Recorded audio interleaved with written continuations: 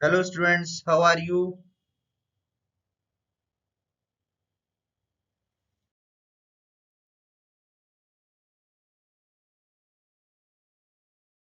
Hello students, how are you? I think everybody is fine, सभी मजे में है। आप सभी का वेलकम है channel learn maths with Manoj Sharma में। मैं आपका टीचर मनोज शर्मा। तो फटाफट सबसे पहले बच्चे इस चैनल को सब्सक्राइब कीजिए, लाइक प्रेस कीजिए, शेयर कीजिए और बेल बटन दबाइए ताकि आपको सभी न्यू वीडियोस की नोटिफिकेशंस मिलती रहें। तो बच्चों हम लोग class 10th mathematics chapter 3 pair of linear equations in two variables, दो चर वाले रैखिक समीकरण, एक्सरसाइज 3.3 वीडियो 2 क्वेश्चन नंबर 3 से स्टार्ट करेंगे। ठीक है बच्चों, वीडियो 1 में हमने क्वेश्चन 1 एंड 2 सॉल्व कर लिए थे। अब थर्ड क्वेश्चन से हम लोग इसको स्टार्ट करेंगे।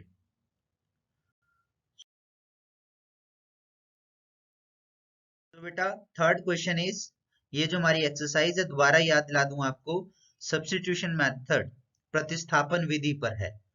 ठीक है, प्रतिस्थापन विधि से हम क्वेश्चंस को सॉल्व करेंगे। तो जैसा कि आपको पता है सब्स्टिट्यूशन मेथड होता है जब हम एक वेरिएबल के स्थान पर दूसरे वेरिएबल को रखते हैं। ठीक है, यानी एक वेरिएबल की वैल्यू जो है दूसरे वेरिएबल के शब्दों में निकालते हैं। तो चलिए स्टार्ट करते हैं। Form the pair of linear equations for the following problems and find their solution by the substitution method. निम्न समस्याओं में रैखिक समीकरण युग्म बनाइए और उनके हल प्रतिस्थापन विधि द्वारा ज्ञात कीजिए। इट मीन्स बेटा ये जो अब आपके क्वेश्चन है ये स्टेटमेंट सम्स हैं। फर्स्ट ऑफ ऑल पहले आपने उनको किस में चेंज करना है, आपने उनको लीनियर इक्वेशंस में चेंज करना है, आपने उनकी रैखिक समीकरण बनाने हैं, फिर उनको प्रतिस्थापन या सब्स्टिट्यूशन मेथड द्वारा सॉल्व करना है। So our first part is, third question का फर्स्ट पार्ट है, the difference between two numbers is 26 and the one number is 3 times the other, find them।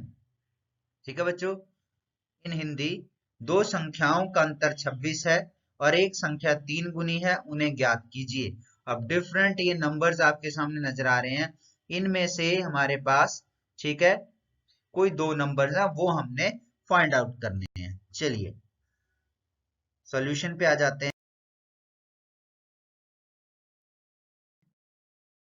So solution, ये सारे इतने सारे नंबर्स हैं, इनमें से हमने कोई दो नंबर्स फाइंड आउट करने हैं। Let the numbers be x and y. Mathematics let से स्टार्ट होती है। ठीक है, मान लो संख्याएं x तथा y हैं। अब फर्स्ट कंडीशन क्या है आपकी, प्रथम शर्त अनुसार डिफरेंस यानी इन दोनों का जो डिफरेंस अंतर है दैट इज 26। ठीक है, सो यानी x minus y is equal to 26, यानी दोनों के बीच में डिफरेंस 26। ठीक है, इसको आप एक नंबर दे दीजिए, let this equation be number 1। Now second condition, दूसरी शर्त अनुसार one number is 3 times the second number, यानी जो बड़ा नंबर है वो 3 टाइम्स सेकंड नंबर है। हिंदी में कहें तो एक संख्या बराबर है 3 गुना दूसरी संख्या। एक संख्या हमने x और दूसरी y है, तो क्या हो गया, x is equal to 3y। इसको भी हम इक्वेशन में चेंज कर लेंगे, 3y को हम लेफ्ट हैंड साइड पे ले आएंगे तो हमारे पास आ जाएगा x minus 3y is equal to 0। ठीक है बच्चों, ये होगी हमारी इक्वेशन नंबर 2। नाउ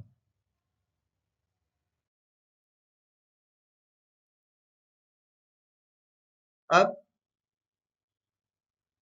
इक्वेशन 2 है हमारी, x minus 3y is equal to 0। इसी को सॉल्व करना स्टार्ट करते हैं हम लोग।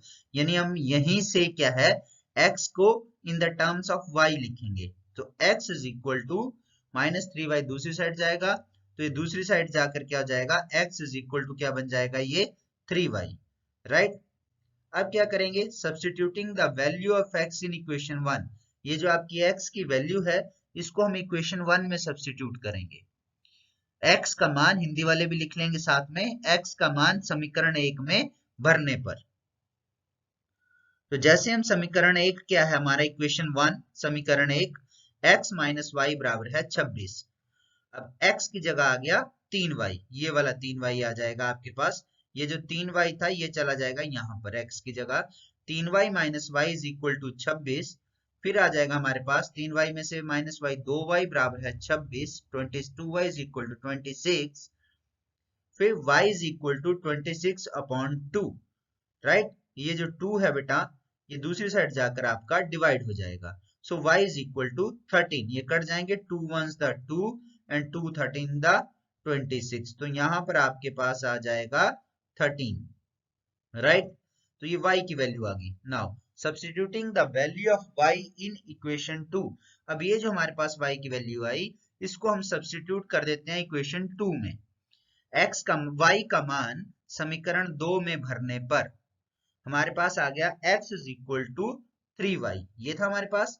सो x is equal to 3 into y की जगह आ गया आपके पास 13 इज इक्वल टू 39, तो x का वैल्यू कितनी आ गई 39।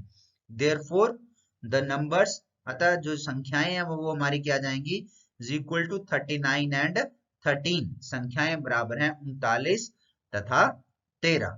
तो बच्चों समझ आ गया होगा, बिल्कुल इजी क्वेश्चंस है, कोई मुश्किल नहीं है। फर्स्ट ऑफ ऑल आपने इक्वेशन बनानी है कंडीशन के हिसाब से। आपको 2 कंडीशंस दी गई होंगी, वो हिंदी या इंग्लिश में रिटन है, आपको उसको मैथमेटिकली चेंज करना है और कुछ नहीं करना है, उनको देख के ही करना है। चलिए नेक्स्ट क्वेश्चन पे आते हैं और क्लियरिटी आ जाएगी आपको।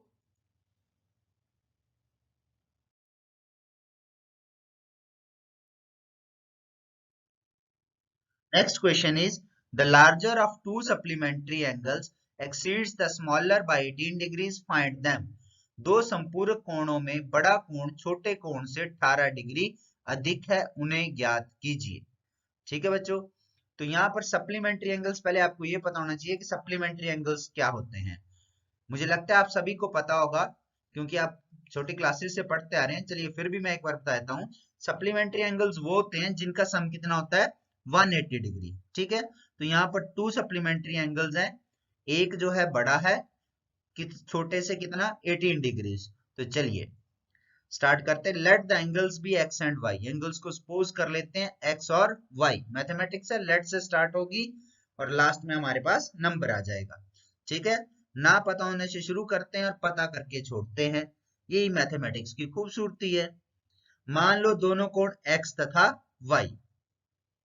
सो फर्स्ट कंडीशन, प्रथम शर्तानुसार एंगल्स आर सप्लीमेंट्री। पहली शर्त क्या है, एंगल्स आर सप्लीमेंट्री, की कोण संपूरक हैं। So x plus y is equal to 180, तो हमारे पास कितना आ गया x प्लस वाई, पहली शर्त संपूरक है तो दोनों का सम कितना होगा 180।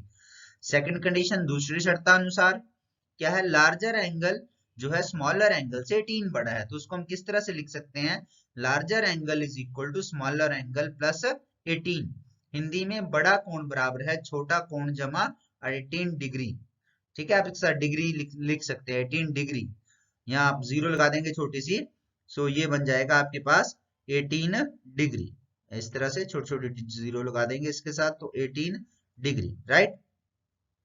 अब तो मैथमेटिक्स में क्या हो गया, x is equal to Y plus 18, इसको हम इक्वेशन में चेंज कर लेंगे, y को जो है हम लोग दूसरी साइड ले जाएंगे इस तरफ, तो हमारे पास क्या आ जाएगा, x minus y is equal to 18। So ये हमारी बन जाती है equation number 2। This is our equation number 2।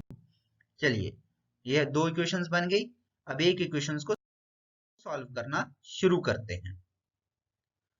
सो हम इक्वेशन 2 लेते हैं। इक्वेशन 2 है x minus y is equal to 18। So x is equal to 18 plus y. अब ये x की value, putting this value of x in equation 1, इसको equation 1 में डाल देते हैं। बेटा एक बात का ध्यान रखना, जो फर्स्ट स्टेप में जब हम सब्स्टिट्यूट करते हैं वैल्यू, तो एक इक्वेशन से हम वैल्यू निकालते हैं, उसको दूसरे वाली में भरते हैं फर्स्ट स्टेप में, लेकिन सेकंड स्टेप में जब हम वैल्यू फाइंड आउट करेंगे, एक वैल्यू आ जाएगी, तब आप, जब आपके पास एक वैल्यू आ जाती है किसी भी वेरिएबल की x और y की, तब आप उसको किसी भी उसमें किसी भी इक्वेशन में भर सकते हैं। सो x का मान समीकरण 1 में भरने पर, सेकंड से स्टार्ट किया तो इसलिए हम इसको इक्वेशन 1 में फिल करेंगे।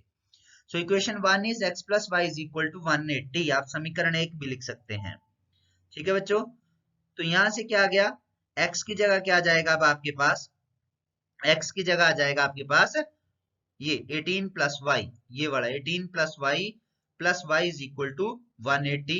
ठीक है, ये कितना हो गया ये देखिए y प्लस वाई 2y, और ये जो आपका 18 है ये दूसरी साइड जाएगा और दूसरी साइड जाकर क्या हो जाएगा, माइनस हो जाएगा। तो 2y is equal to 180 minus 18, then 2y is equal to 162।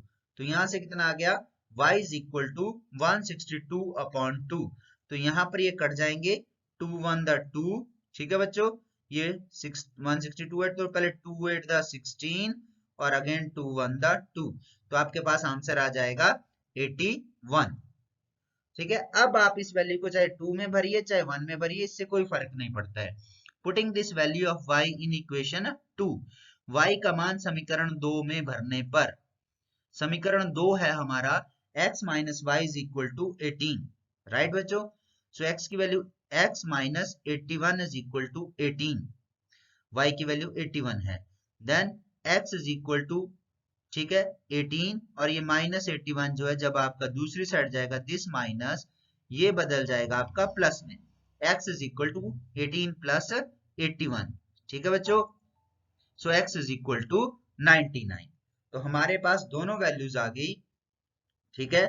So therefore two angles, तो दोनों एंगल्स क्या हैं, एक आएगा 99 डिग्री, इस तरह से इसको 99 degree, and second will be y is equal to 81 degree, ठीक है। तो दोनों कोण आ गए हमारे पास, x आ गया 99 डिग्री और y आ गया 81 डिग्री। आप चेक भी कर सकते हैं क्योंकि देखिए दोनों का अंतर कितना है, पहली कंडीशन थी कि डिफरेंस उसमें 18 होना चाहिए, 99 माइनस 81, ठीक है। इसमें से अगर आप इसको माइनस करते हो तब आपके पास 18 आता है, अगर इन दोनों को प्लस करते हो तो 180 आता है, यानी ये सप्लीमेंट्री है, तो हमारी कंडीशन फुलफिल्ड हो गई, ठीक है बच्चों। तो चलिए अब आ जाते हैं नेक्स्ट क्वेश्चन पे।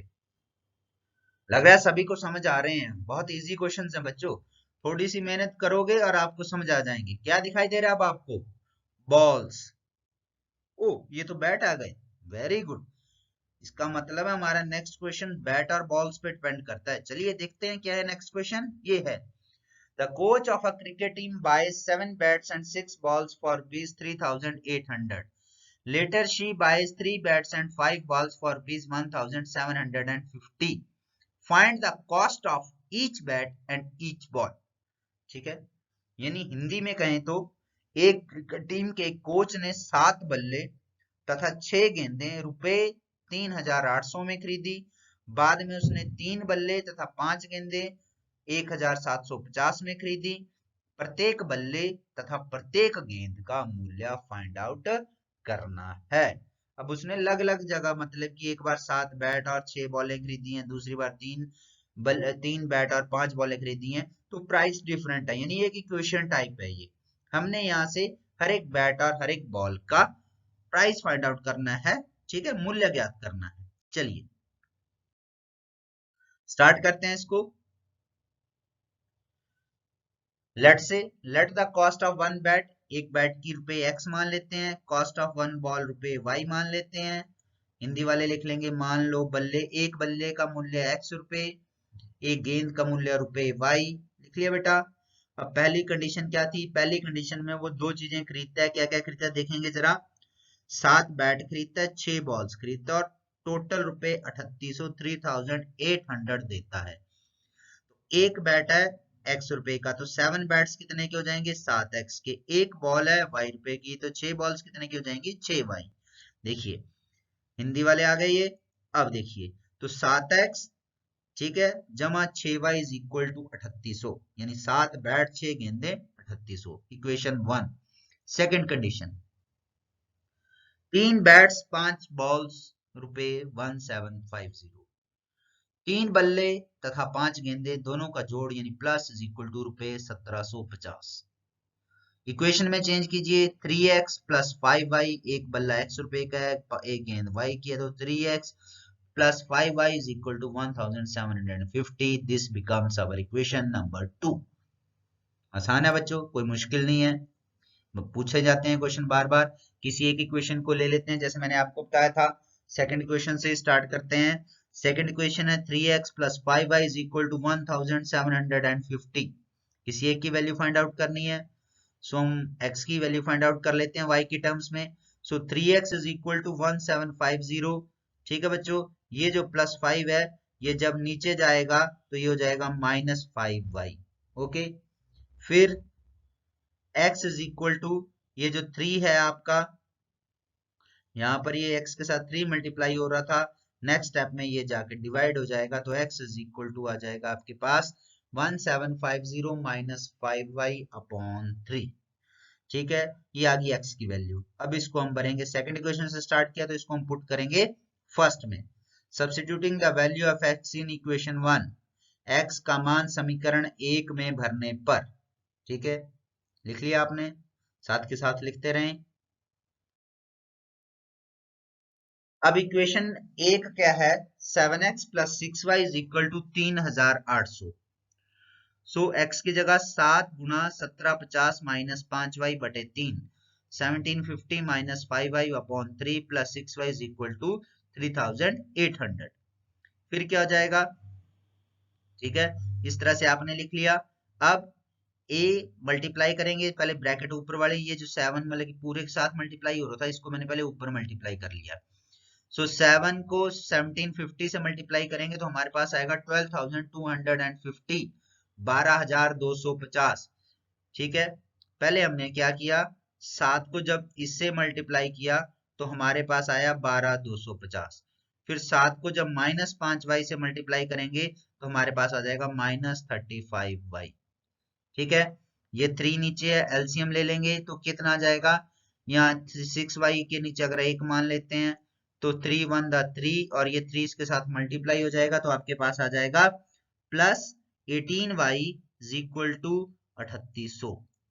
ठीक है बच्चों, चलिए सॉल्व करते हैं। अब क्या होगा, ये जो 3 है, पहले स्टेप में क्या होगा, ये 3 यहाँ डिवाइड हो रहा है, इस तरफ लेफ्ट साइड डिवाइड हो रहा है, तो राइट साइड आकर ये क्या हो जाएगा आपका, मल्टीप्लाई हो जाएगा। ठीक है, तो आपके पास आ जाएगा 12,250, 12,250। अब इन ये दोनों भी सॉल्व हो जाएंगे, ये दोनों -35y + 18y, इनकी जगह क्या आ जाएगा, -17y इज इक्वल टू 3800 गुना ये 3 इधर आकर मल्टीप्लाई हो गया। अब अगले स्टेप में यहाँ -17y इज इक्वल टू, इन दोनों को मल्टीप्लाई किया तो आया 11,400, 11,400, इन दोनों को मल्टीप्लाई करके 3800 गुना 3 तो ये आ गया 11,400। ठीक है, माइनस, और ये जो आपका 12,250 इधर था, इधर प्लस हो रहा था तो इधर आके ये भी क्या हो गया, -12,250 हो गया। तो इस तरह से आपके पास आ गया y is equal to, next step में इन दोनों को माइनस करके आया -850, और इधर 17 जो आपके मल्टीप्लाई हो रहे थे यो वो इधर आकर डिवाइड हो गए अपॉन -17। ठीक है, अब यहाँ क्या होगा, माइनस से आपका माइनस कट जाएगा, 17 एकम 17 और ये भी कट जाएगा, 17 5 द 85 और साथ में 0, यानी आपके पास आ गया 50। तो y इज इक्वल टू 50, यानी एक गेंद का मूल्य आ गया 50। अब आप स्वतंत्र हैं, इंडिपेंडेंट हैं, जहां आपका दिल करेगा जिस मर्जी इक्वेशन में, चाहे फर्स्ट में और सेकंड में आप y की वैल्यू पुट कर सकते हैं।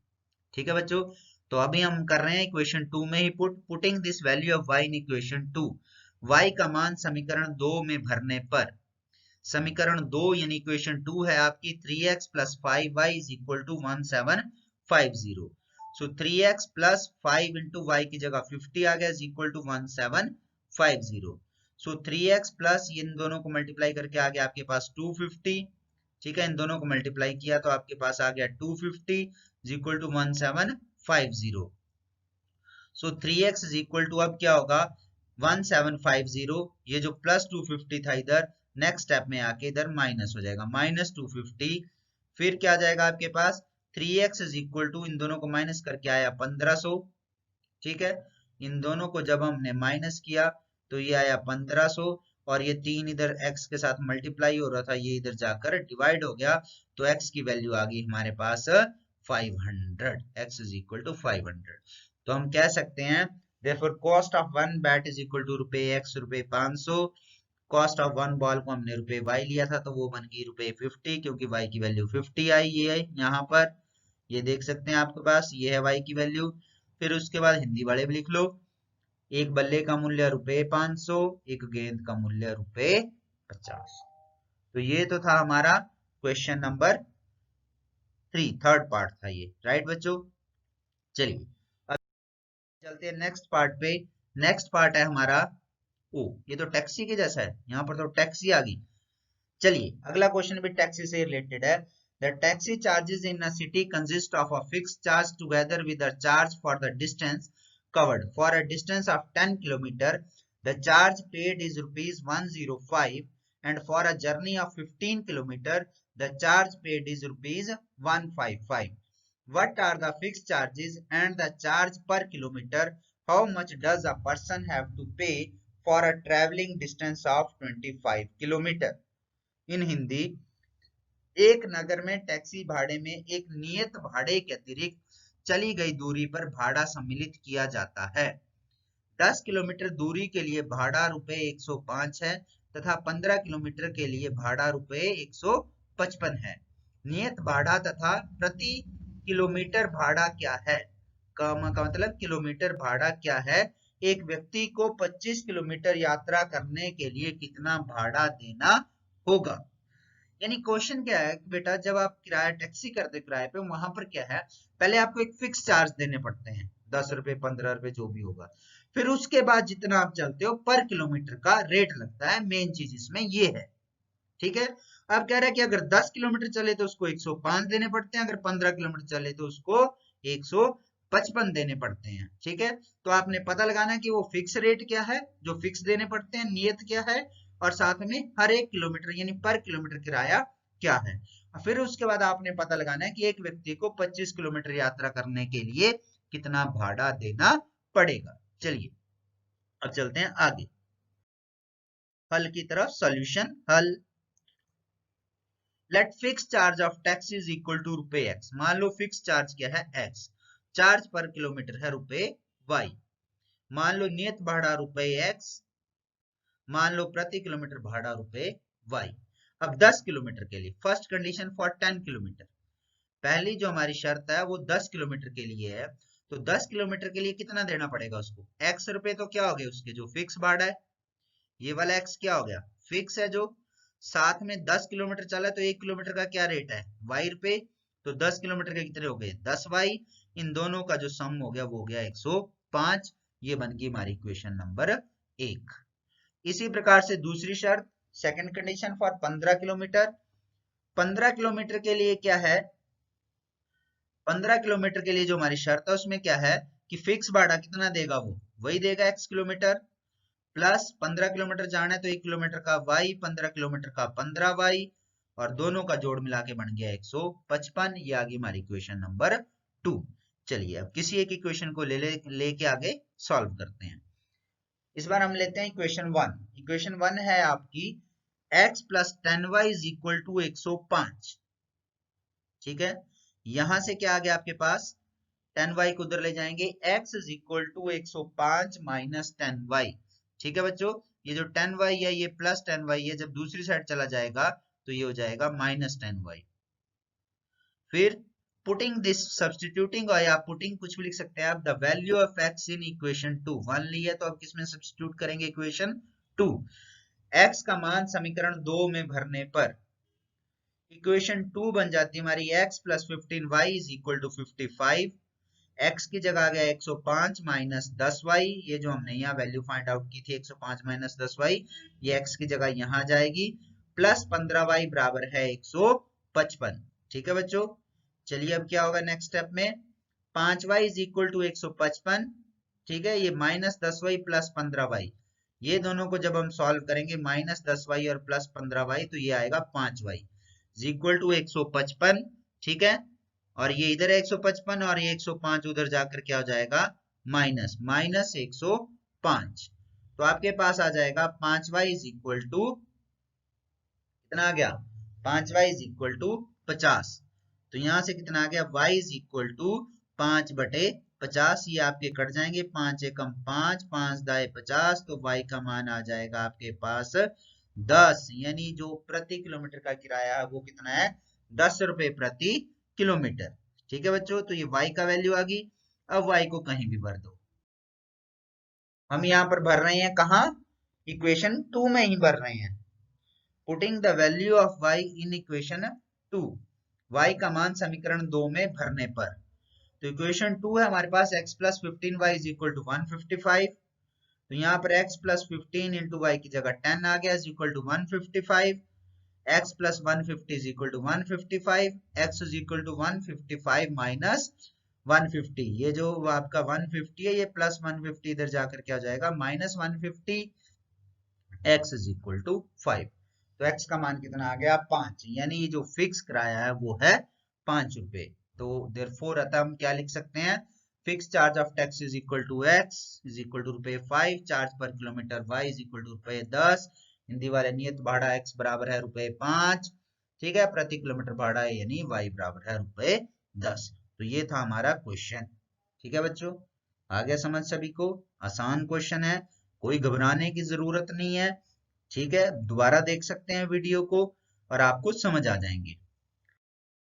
नेक्स्ट क्वेश्चन है बेटा हमारा fifth, a fraction becomes 9.11 if 2 is added to both the numerator and the denominator.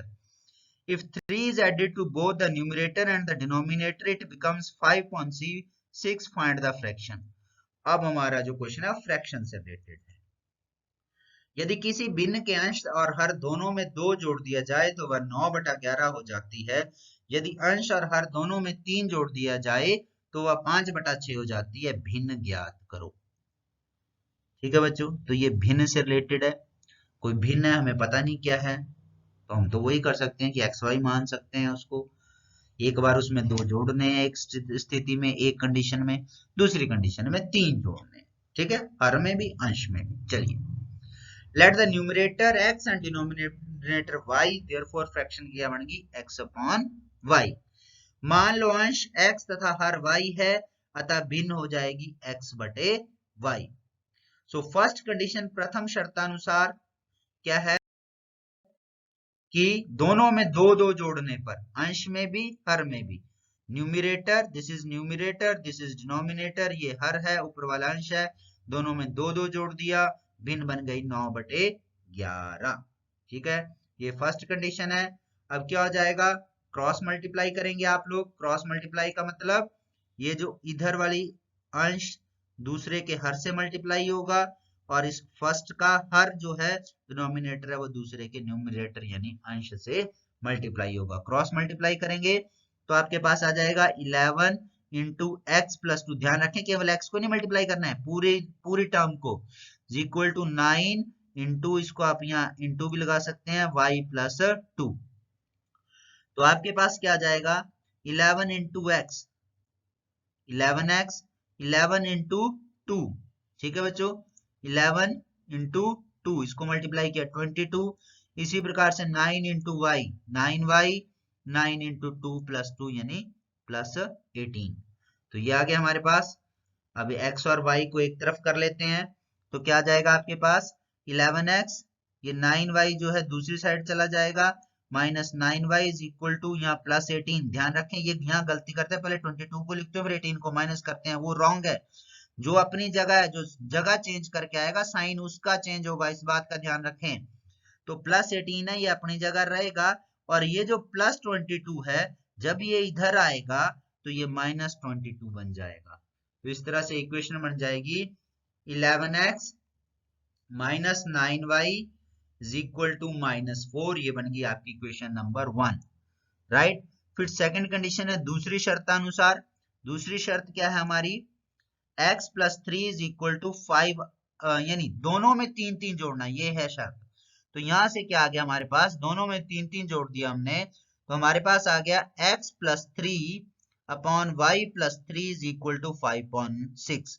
अब अगेन नेक्स्ट स्टेप में क्या होगा, ये क्रॉस मल्टीप्लाई हो जाएंगे। ठीक है, जब हम इनको क्रॉस मल्टीप्लाई करेंगे तो ये बन जाएगा 6 into x plus 3 is equal to 5 into y plus 3। तो यहाँ मल्टीप्लाई करके आ जाएगा 6 into x 6x, 6 into 3 18, 5 into y 5y, 5 into plus 3 यानी ये हो गया प्लस 15। तो 6x minus 5y is equal to 15 minus 18। तो ये बन गई हमारी इक्वेशन नंबर, यानी इसके बाद इसको सॉल्व करके आ गया 6x minus 5y is equal to -3। तो ये बन गई हमारी इक्वेशन नंबर 2। ठीक है बच्चों, अब इक्वेशन 2 है 6x minus 5y is equal to minus 3। अब इसी को सॉल्व करना शुरू कर देते हैं। तो 6x is equal to minus 3 minus 5y जब उधर जाएगा, ये दूसरी साइड जाएगा इस तरफ, तो ये चेंज हो जाएगा प्लस 5y में। ठीक है, तो इस इक्वेशन का ये तो x is equal to minus 3 plus 5y, और ये जो 6x के साथ मल्टीप्लाई हो रहा था ये दूसरी साइड जाकर डिवाइड हो जाएगा। So putting substituting the value of x in equation 1, 2 से स्टार्ट किया, तो अब इसको इक्वेशन 1 में डाल देते हैं। x का मान समीकरण 1 में भरने पर, तो समीकरण 1 इक्वेशन 1 क्या है, 11x minus 9y is equal to minus 4। So x की वैल्यू पुट करेंगे 11 into minus 3 plus 5y upon 6 minus 9y is equal to minus 4। So solve करेंगे इसको, 11 को अंदर मल्टीप्लाई कर देंगे, आपके पास आ जाएगा 11 into minus 3 minus 33, 11 into plus 5 plus 55 minus 9y is equal to minus 4। ये हो जाएगा माइनस 33 प्लस 15y माइनस, यहाँ एलसीएम लेंगे 6 का, तो 6 उधर मल्टीप्लाई हो जाएगा, minus 54y is equal to minus 4। So next step में आ जाएगा आपके पास माइनस 33 प्लस 55 और माइनस 54y, तो क्या बच गया plus y is equal to minus 4 into 6। ठीक है, 6 उधर जाकर मल्टीप्लाई हो जाएगा, तो आपके पास आ जाएगा y is equal to minus 24 plus 23, ये 24 हो गया, और ये माइनस 33 उधर जाकर प्लस 33 में चेंज हो जाएंगे ये वाले, ये माइनस 33 इधर आकर प्लस हो जाएगा। ठीक है, तो y is equal to minus 24 plus 33, तो यहां से आगे आपके पास y इज इक्वल टू 9। ठीक है बच्चों, तो y की वैल्यू आ गई। चलिए अब putting this value of y in equation 2, इसको इक्वेशन 2 में भरते हैं। y का मान समीकरण 2 में भरने पर equation 2 6x minus 5y is equal to minus 3, 6 minus 5 y की वैल्यू 9 पुट कर दी, 5 into 9 is equal to minus 3, 6x minus 5 9 the 45 is equal to minus 3, 6x is equal to minus 3, minus 45 दूसरी साइड जाएंगे, ये इधर जाएंगे तो plus 45। ठीक है बच्चों, तो 6x is equal to 42, x is equal to 42 upon 6, ये कट जाएंगे, 6 1 द 6, 6 7 द 42, तो x is equal to 7। Right, तो इस तरह से हमारे पास क्या आ गया, देयरफॉर आता है न्यूमरेटर अंश x is equal to 7, denominator हर y इज इक्वल टू 9। ठीक है, फ्रैक्शन यानी भिन्न x upon y is equal to 7 upon 9। So this is our, तो ये जो है हमारा क्या है, सॉल्यूशन है, दिस इज अवर सॉल्यूशन, ये ओके।